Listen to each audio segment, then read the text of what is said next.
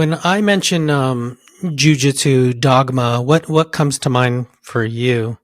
I believe Jiu-Jitsu community is at the tail end of believing this. So the idea of being a world champion means that you're going to be a world champion level coach.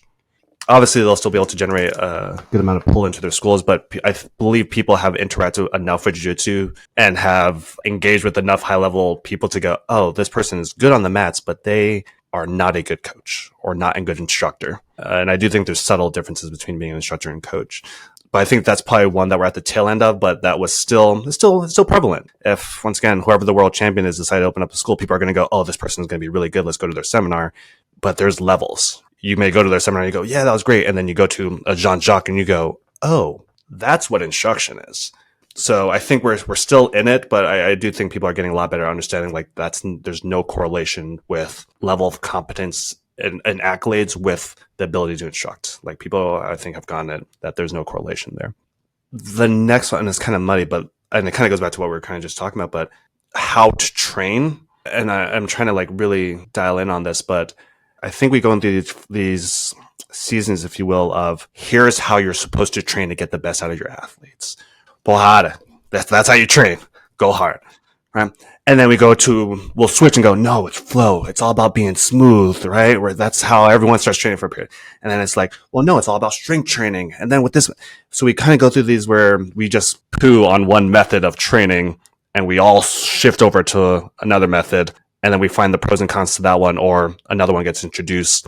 And how it usually gets introduced is whoever's the top athletes at the time, they share what they do, so we all adopt it. Instead of realizing it's like, oh, wait, once again, looking at all other sports, they do a little bit of everything.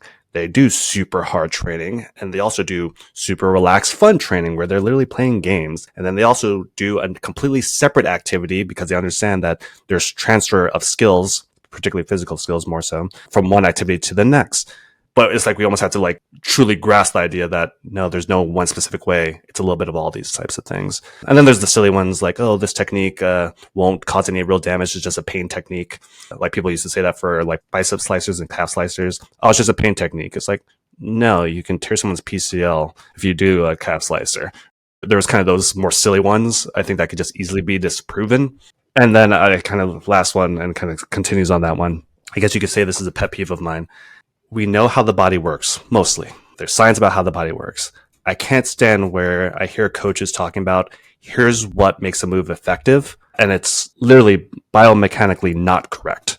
And we can test this out. Like, we know how the arms and our bodies are supposed to move, right? So using a very basic example, a Kimura, right? Kimura, 90 degrees compared to being directly behind the back. We can all test it out. Let's put our arm there and have someone torque here compared to having it back and then going up. You can see which one you'll get a tap quicker on, right? But you'll still have coaches going, no, this is the best way to do it. It's like, well, hey, everyone, let's just test it out, right? So that's something that the idea of coaches just saying, well, this is just how it works. And people just kind of blindly follow them, once again, due to their notoriety or their competence in competition. Just because you're good at something doesn't mean that you always know why you're good at it.